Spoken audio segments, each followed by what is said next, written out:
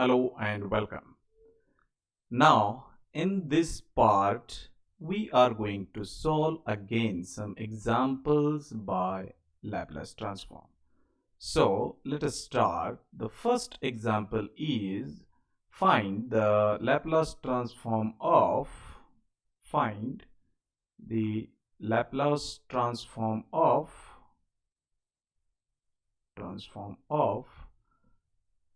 this expression, that is integration 0 to t 1 minus e to the power minus 2x divided by x and dx. Now the question arises, what should be our planning so that we can find Laplace transform of such a functions easily? So if you observe this in this function whatever, then you can realize what should be the procedure. तो इस integration भी है, division भी है और ऊपर भी एक फंक्शन है, नीचे भी एक पॉलिनोमियल फंक्शन है x. तो अगर आप इसके कंस्ट्रक्शन को देखोगे तो पहले एक फंक्शन लिया गया है f of x 1 minus e to the power minus 2x, ये फंक्शन लिया है. ये स्टेप नंबर 1. फिर स्टेप नंबर 2 में उस फंक्शन को जो है डिवाइड किया गया है x से, तो आपको मिलेगा ये. तो ये मिलने के लिए आपको स्टेप 2 पे जाना होगा. और तीसरी स्टेप में इस टोटल कोशेंट का जो है इंटीग्रेशन लिया गया है. तो जब आपको लैप्लास ट्रांसफॉर्म निकालना होगा तो इस स्टेप को फॉलो करना होगा. मतलब पहले आप लैप्लास ट्रांसफॉर्म इस ओरिजिनल फंक्शन का निकालेंगे, फिर उसका एक बार निकल जाएगा वो लैप्लास ट्रांसफॉर्म, फिर उस फंक्शन को वेरिएबल से डिवाइड किया है, तो जैसे वेरिएबल से मल्टीप्लाई का जैसा रूल है पावर का, वैसा x या t से डिवाइड करने के बाद का भी रूल हमारे पास है. तो उस रूल का इस्तेमाल करके हम इसका लैप्लास निकालेंगे. और एक बार इसका लैप्लास ट्रांसफॉर्म हमारे हाथ आ गया तो इसी का इंटीग्रेशन लिया है. तो जब किसी फंक्शन का इंटीग्रेशन लिया होता है और उसका लैप्लास का भी रूल हमारे पास है, तो यहाँ पर हमको डिवीजन बाय t का एक रूल इस्तेमाल करना होगा और इंटीग्रेशन का लैप्लास ट्रांसफॉर्म का एक रूल इस्तेमाल करना होगा. So this is my planning. तो इस प्लान के हिसाब से सबसे पहले हम लिखते हैं. अब आप कहेंगे कि सर जिस फंक्शंस के हम लैप्लास ट्रांसफॉर्म निकालते थे उसमें तो वेरिएबल t होता था, इसमें तो x है. तो वेरिएबल चाहे t हो, x हो, u हो, कुछ भी हो, जब आप उसका लैप्लास ट्रांसफॉर्म लेते हो तो वो ओरिजिनल वेरिएबल वैसे भी रहता नहीं है, है ना, वो बदल के s में ही आना है. तो इसलिए वेरिएबल चाहे t हो या x हो या कुछ और भी हो, जब लैप्लास ट्रांसफॉर्म आप लेंगे तो वो वेरिएबल वहां से चला जाएगा और उसके जगह पर लैप्लास ट्रांसफॉर्म का वेरिएबल आएगा जो कि s हम लेते हैं. जरूरी नहीं कि s ही ले, p भी ले सकते हो आप. तो इसलिए x की और t में ज़्यादा कंफ्यूज होने की ज़रूरत नहीं है. तो इस एग्जाम्पल को हम सॉल्व करेंगे. तो सबसे पहले हम निकालते हैं, नाम देते हैं let f of x is equal to 1 minus e to the power minus 2x और इसका लैप्लास ट्रांसफॉर्म निकालते हैं. That is Laplace transform of f of x is equal to Laplace transform of 1 minus e to the power minus 2x. Linearity का use होगा, दो term है तो आप हर टर्म का सेपरेट लैप्लास ट्रांसफॉर्म ले सकते हो by using which property, linearity property of the Laplace transform. अब 1 का लैप्लास ट्रांसफॉर्म तो पूरे दुनिया को पता है, आपको भी पता है. 1 का लैप्लास ट्रांसफॉर्म होता है 1 बाय s, है ना. माइनस हो सकता है कि आपको इसका लैप्लास ट्रांसफॉर्म न पता हो, लेकिन यहाँ आपको एक्सपोनेंशियल फंक्शन दिख रहा है तो आपको शिफ्टिंग प्रॉपर्टी याद आएगी और इसको मल्टीप्लाई कुछ नहीं मतलब 1 है, मतलब 1 का लैप्लास ट्रांसफॉर्म निकालना है जो कि 1 बाय s आएगा और s को रिप्लेस करना है s माइनस 2 से, मतलब s प्लस 2 से. तो इसलिए इसका लैप्लास ट्रांसफॉर्म आएगा s प्लस 2, ये आ जाएगा. अगर आपको इसको और सिंप्लीफाई करना है तो सब्सट्रैक्शन ऑफ फ्रैक्शन आपको पता है, डिनोमिनेटर डिनोमिनेटर का मल्टीप्लिकेशन, फिर क्रॉस मल्टीप्लिकेशन हो जाएगा और फिर एस एस गेट कैंसल और आपको ओरिजिनल फंक्शन का लैप्लस ट्रांसफॉर्म कुछ इस तरीके से मिलेगा, लाइक दिस। ठीक है, अब नंबर आता है स्टेप नंबर 2 का कि क्या होगा जब इस फंक्शन को हम x से डिवाइड करेंगे और फिर उसका लैप्लस ट्रांसफॉर्म क्या आएगा। तो याद रखिए, जब भी किसी फंक्शन को x या x स्क्वायर या x क्यूब से आप डिवाइड करते हो, तो यहां तो फिलहाल हम x की बात करते हैं, तो जब भी हम x से डिवाइड करते हैं तो क्या होता है, ये डिवीजन की वजह से इसका प्रॉपर्टी है लैप्लस ट्रांसफॉर्म की कि आपको इंटीग्रेशन लिखना होता है। फिर ये s टू इंफिनिटी लिमिट देने हैं, ये डिवीजन बाय x का रूल है, याद रखिए। और इसके अंदर ये ऊपर जो न्यूमरेटर में फंक्शन है उसका लैप्लस ट्रांसफॉर्म जो भी आएगा वो लिखना है और इसका इंटीग्रेशन लेना है विथ रिस्पेक्ट टू x, नहीं विथ रिस्पेक्ट टू s, क्योंकि ये इसका आंसर s में आएगा। Is it right? तो इसका जो आंसर है ये ऑलरेडी इसको हम देते हैं इक्वेशन नंबर 1, तो 1 में इसका आंसर मौजूद है।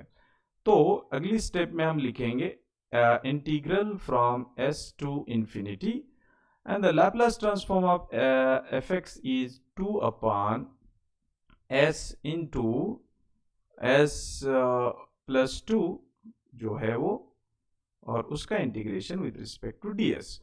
अब जब ये इस इंटीग्रेशन को हम सॉल्व करेंगे तो जो आंसर आएगा वो इस क्वांटिटी का आंसर रहेगा fx अपॉन x का। Now the question is remaining only that how to solve this integration. तो 2 कांस्टेंट है, इसको हम बाहर लेते हैं और ये integration from s to infinite, और आप यहाँ पार्शियल फ्रैक्शन का यूज करोगे क्योंकि नीचे आपको दोनों का प्रोडक्ट दिख रहा है। तो कैसे पार्शियल फ्रैक्शन यूज होता है मैं बताता हूं। तो आप ये फर्स्ट जो क्वांटिटी है नीचे, उसको आप नीचे अकेले को लिख दीजिए, ऊपर कुछ मत लिखिए, प्लस दूसरी क्वांटिटी जो भी है वो नीचे लिखिए।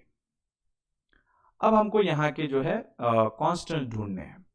तो s के ऊपर का कांस्टेंट ढूंढने के लिए आपको क्या करना होगा, ये 2 तो आपने बाहर निकाला हुआ है, मतलब अब इंटीग्रेशन के अंदर सिर्फ ये रहेगा, सी ये रहेगा, क्योंकि 2 को आपने बाहर निकाला है। ठीक है, तो अब मैं इसके लिए चेक करूंगा। तो s नीचे लिखा हुआ है, तो थोड़ी देर के लिए इस s को आप यहां से कट कर दीजिए और ये s जो नीचे लिखा हुआ है इसको इक्वल टू 0 बोल के सॉल्व कीजिए और s की वैल्यू निकालिए। जब आप s को 0 बोलते हो तो s की वैल्यू 0 ही आती है, तो वो 0 जो वैल्यू आई वो बचे, अब ये s को तो कट किया था, जो बचा है उसमें s की जगह 0 रखिए, तो 0 प्लस 2 2 हो जाएगा, तो आपका आंसर आएगा 1/2, मतलब यहाँ का कांस्टेंट रहेगा 1/2। ऑलराइट, अब क्या करना है, s प्लस 2 फिर कट करना है, फिर यहाँ बचेगा s। ठीक है, अब s प्लस 2 को 0 इक्वेट करना है, फिर s की वैल्यू आएगी -2, और फिर जो एक्सप्रेशन बचा ये कट होने के बाद उसमें जहां जहां s है वहां -2 रख देना है, तो ये हो जाएगा 1 अपॉन -2, मतलब -1/2। ठीक है, ये हो जाएगा आपका पार्शियल फ्रैक्शन, आराम से हो गया। 1/2 आप कॉमन लीजिए, कॉमन लेने के बाद वो 1/2 का जो 2 है और ये 2 कैंसिल हो जाएगा और आपको मिलेगा integration from s to infinity, first term मिल जाएगी 1 अपॉन s, ये प्लस माइनस माइनस हो जाएगा, -1 अपॉन s प्लस 2 ds। अब ये 2 सेपरेट टर्म होने की वजह से हम इसका आराम से इंटीग्रेशन निकाल सकते हैं। इंटीग्रेशन का ये रूल होता है कि जो क्वांटिटी डिनोमिनेटर में है उसका डेरिवेटिव अगर ऊपर होगा तो उस क्वांटिटी का आंसर आएगा लॉग ऑफ जो भी डिनोमिनेटर में है वो। अब नीचे s है, आप integration with respect to s ले रहे हो, इसका मतलब नीचे की क्वांटिटी का derivative with respect to s अगर आप लेते हो तो वो 1 आएगा जो कि ऊपर है, तो अपना काम हो गया। तो फर्स्ट टर्म का आंसर आएगा लॉग ऑफ जो भी डिनोमिनेटर है वो, दैट इज s, माइनस अब यहां नीचे क्वांटिटी है s प्लस टू, s का डेरिवेटिव 1, 2 का डेरिवेटिव क्योंकि 2 कांस्टेंट है 0 आएगा, तो टोटल डेरिवेटिव 1 प्लस 0 मतलब 1 आएगा जो कि ऊपर है। तो इंटीग्रेशन का रूल ये है कि डिनोमिनेटर में जो भी क्वांटिटी है उसका डेरिवेटिव अगर न्यूमरेटर में आता है तो उसका इंटीग्रेशन आता है log ऑफ जो भी डिनोमिनेटर में है वो। तो ये इसका आंसर आएगा and your limits are from s to infinity. We know that the property log a minus log b, दो log का सब्सट्रैक्शन जब होता है तो हम दो log के जगह पर एक ही log लिखते हैं, सब्सट्रैक्शन है तो पॉजिटिव वाला log जो है वो जिसका लिया गया था वो न्यूमरेटर में लिखेंगे और जिसको नेगेटिव साइन है उसमें log के अंदर जो क्वांटिटी है वो डिनोमिनेटर में लिखेंगे एंड s टू इंफिनिटी। ठीक है, अब सवाल सिर्फ बचा है कि इंफिनिटी एक बार पुटअप करके मतलब अपर लिमिट पुटअप करके answer and lower limit put up करके आंसर। तो लेकिन अपर लिमिट यहाँ खतरनाक है क्योंकि वो इन्फिनाइट है और इन्फिनाइट हम अगर रख देंगे तो लॉग के अंदर इन्फिनिटी ऊपर आएगा, नीचे infinity plus two it is again infinity और हमें मिल जाएगा इन्फिनिटी अपॉन इन्फिनिटी जिसकी कोई वैल्यू होती नहीं है, it is indeterminate form. Then what we should do?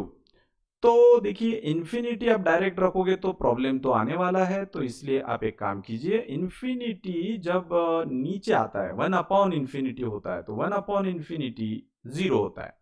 तो इसलिए इसको हम क्या करते हैं इन्फिनिटी की केस के लिए ये जब हम लॉग ये था s upon S plus two तो अंदर जो है s से डिवाइड करते हैं, ये 1 हो जाएगा, ये 1 हो जाएगा और ये 2 अपॉन s हो जाएगा और यहां पर हम लिखते हैं फिर limit as s tends to infinity, ये ज़्यादा बेहतर रहेगा। और दूसरी टर्म में जो है माइनस लिमिट लेने की ज़रूरत नहीं है क्योंकि डायरेक्ट s लिख दीजिए आप, log of s upon s plus two, s की जगह s आ गया तो कोई ज़्यादा बदलाव भी नहीं हुआ। अब यहाँ देखिए s नीचे आ गया, इन्फिनिटी रखना है तो 2 अपॉन इन्फिनिटी जो है 2 अपॉन इन्फिनिटी ये हमेशा आपने 0 लेना है, तो इसका आंसर आ जाएगा log ऑफ 1 अपॉन 1 प्लस इसकी वैल्यू लिमिट में हो जाएगी 0 माइनस log ऑफ ये बन जाएगा s upon s plus two. ठीक है, तो ये क्वांटिटी की टोटल वैल्यू 1 हो गई। log 1 इज ऑलवेज 0, याद रखिए 1 का log हमेशा 0 होता है तो उसको हम बाद में 0 लिखेंगे, तो log 1 इज 0 तो ये 0 हो गया, तो 0 माइनस, अब इस माइनस को मुझे प्लस करना है तो ये माइनस जब log के अंदर जाता है तो वो अंदर के फ्रैक्शन को रेसिप्रोकल कर देता है, तो ये ऐसा आ जाएगा। तो आपका आंसर आ गया finally log of s plus two upon s। और याद रखिए ये लैप्लास ट्रांसफॉर्म हमारे ओरिजिनल एग्जाम्पल का नहीं है, वो सिर्फ इसका है, इसका है। अभी इसका इंटीग्रेशन लेना बाकी है, तो यहां तक हम स्टेप नंबर 2 को हमने कंप्लीट कर दिया। Now the question is how to find Laplace transform of integration 0 to t fx upon x dx। मतलब आपको किसी का लैप्लास ट्रांसफॉर्म पता है और उसका अगर इंटीग्रेशन लिया है और उस इंटीग्रेशन का लैप्लास ट्रांसफॉर्म निकालना है तो क्या होगा, इस इंटीग्रेशन लेने की वजह से लैप्लास ट्रांसफॉर्म का जो रूल है वो रूल बदल जाएगा। रूल ये है कि जब भी आप इंटीग्रेशन लेते हो तो सिंपल क्या करना है कि जिसका इंटीग्रेशन लिया है उसका लैप्लास ट्रांसफॉर्म लिखना है। ठीक है, देखो इसका लिया गया था तो उसका लैप्लास ट्रांसफॉर्म और उसको s से डिवाइड करना है, इंटीग्रेशन का कन्वर्जन डिवीजन बाय s में हो जाएगा, बस इतना ही करना है। तो ये आपका 1 अपॉन s यहाँ रहेगा और इसका आंसर ऑलरेडी आपने निकाला है and what is that, log of s plus two upon s। तो यहाँ पर वो लिखेंगे आप log of s plus two upon s। तो ये हो गया आपका फाइनल आंसर। तो इसको थोड़ा सा अच्छे से समझ लीजिए। तो इसको थोड़ा और सपोर्ट आपको मिले इसलिए मैं और एक एग्जांपल लेता हूं कि फाइंड, एग्जांपल क्या है, find Laplace transform of integration 0 to t sine x upon x dx। ठीक है, ये आपको निकालना है। तो देखिए यहाँ आपके इंटीग्रेशन का साइन दिख रहा है, मतलब आप पहले इसका लैपलास निकालिए और s से डिवाइड कर दीजिए। इंटीग्रेशन है इसलिए s से डिवाइड करना है। अब इसका लैपलास ट्रांसफॉर्म कैसे निकलेगा, उसके लिए आपको पहले न्यूमरेटर का निकालना होगा और डिवीजन का रूल इस्तेमाल करना होगा कि जब किसी फंक्शन को कोई वेरिएबल डिवाइड होता है तो उसका लैपलास ट्रांसफॉर्म में क्या बदलाव होते हैं। तो सबसे पहले हम निकालते हैं Laplace transform of sine x। वो आएगा, यहाँ x का कोएफिशिएंट 1 है तो 1 अपान एस स्क्वायर प्लस उस कांस्टेंट का स्क्वायर मतलब 1 का स्क्वायर, मतलब आपका आंसर आ गया 1 अपॉन एस स्क्वायर प्लस 1। ये साइन x का लैपलास ट्रांसफॉर्म। अब उस साइन x को अगर कोई वेरिएबल डिवाइड होता है तो क्या होगा, तो क्या होगा, आपको पता है कि जब कोई वेरिएबल किसी फंक्शन को डिवाइड होता है तो उसके लैपलास ट्रांसफॉर्म को निकालने के लिए आपको एक इंटीग्रेशन लिखना होता है क्योंकि डिवाइड हुआ है s टू इंफिनिटी। ठीक है, और न्यूमरेटर में जो है उसका लैपलास ट्रांसफॉर्म लिखना है और उसका इंटीग्रेशन लेना है विद रिस्पेक्ट टू s। अब ये न्यूमरेटर में जो फंक्शन है उसका लैपलास ट्रांसफॉर्म हमने ऑलरेडी निकाल के रख दिया था, वो था 1 अपॉन एस स्क्वायर प्लस 1 और ये ds। अब इसको सॉल्व करना है इस इंटीग्रेशन को। इंटीग्रेशन को देखिए, ऊपर 1 है, नीचे 2 टर्म है, दोनों का भी स्क्वायर है, एक में वेरिएबल s है और एक में कांस्टेंट है। तो ऊपर 1 नीचे 2 टर्म, दोनों का स्क्वायर, एक में वेरिएबल एक में कांस्टेंट जब भी आता है तो इसका आंसर या तो लॉग में आएगा या तो tan इनवर्स में आएगा। मिडल साइन अगर माइनस होती तो इसका आंसर लॉग में आता, लेकिन यहां पर प्लस है तो इसका आंसर जो है वो ऐसा आएगा 1 अपॉन कांस्टेंट। अब यहाँ कांस्टेंट 1 है तो यहाँ लिखेंगे और tan इनवर्स ऑफ वेरिएबल जो भी है जिसका स्क्वायर है वो डिवाइडेड बाय कांस्टेंट, कांस्टेंट तो 1 है, and limits are from s to infinity. Upper limit put किया जाएगा s के जगह पे तो ये tan inverse of infinity minus lower limit put किया जाएगा s के जगह s तो ये हो जाएगा tan inverse of s। We know that tan pi by 2 is infinity, tan pi by 2, tan of 90 degree pi by 2 is infinity, and therefore इस tan को अगर हम रिवर्स में लेते हैं तो tan inverse of infinity is nothing but what, pi by 2। That's why the answer of the first term is pi by 2 minus ये tan inverse of s as it is. But ख्याल रखिए ये हमारा final answer नहीं है, ये तो सिर्फ इसका आंसर है, साइन x अपॉन x का लैपलास ट्रांसफॉर्म। हमें इसका निकालना है। अब इसमें एक ही चीज बची है कि इसका यहाँ पर इंटीग्रेशन लिया गया है, तो इसलिए Laplace transform of integration 0 to t sine x upon x dx का आंसर आएगा, क्योंकि यहाँ इंटीग्रेशन लिया है बस आपको 1 अपॉन s लिखना है। इंटीग्रेशन का conversion under the Laplace transform बस डिवीजन बाय s हो जाता है, और जो इंटीग्रैंड है मतलब जिसका इंटीग्रेशन लिया गया है उसका लैपलास ट्रांसफॉर्म लिख देना है। और ये साइन x अपॉन x का लैपलास ट्रांसफॉर्म ऑलरेडी हमने निकाला हुआ है, तो वो है ये 1 अपॉन s लिखा मैंने, और ये है वो आंसर, तो यहाँ लिखा जाएगा पाई by 2 minus tan inverse of s। तो ये रहा आपका फाइनल आंसर। आप चाहे तो identity of inverse trigonometric function use कर सकते हो, पाई बाई 2 ये आइडेंटिटी ये रहता है, और tan inverse x plus cot inverse of x is always equal to pi by 2, ये आइडेंटिटी है। अब इस tan इनवर्स को आप उधर भेजेंगे तो इधर बचेगा cot inverse x is equal to pi by 2 minus tan inverse of x।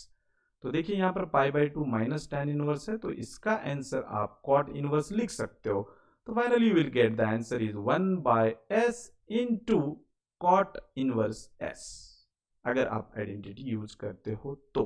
अगर नहीं करते हो तो वेल एंड गुड, कोई इशू नहीं है। ठीक है, तो ये बन जाएगा आपका आंसर। तो चलिए रुकते हैं यहाँ पर, तब तक के लिए बाय बाय।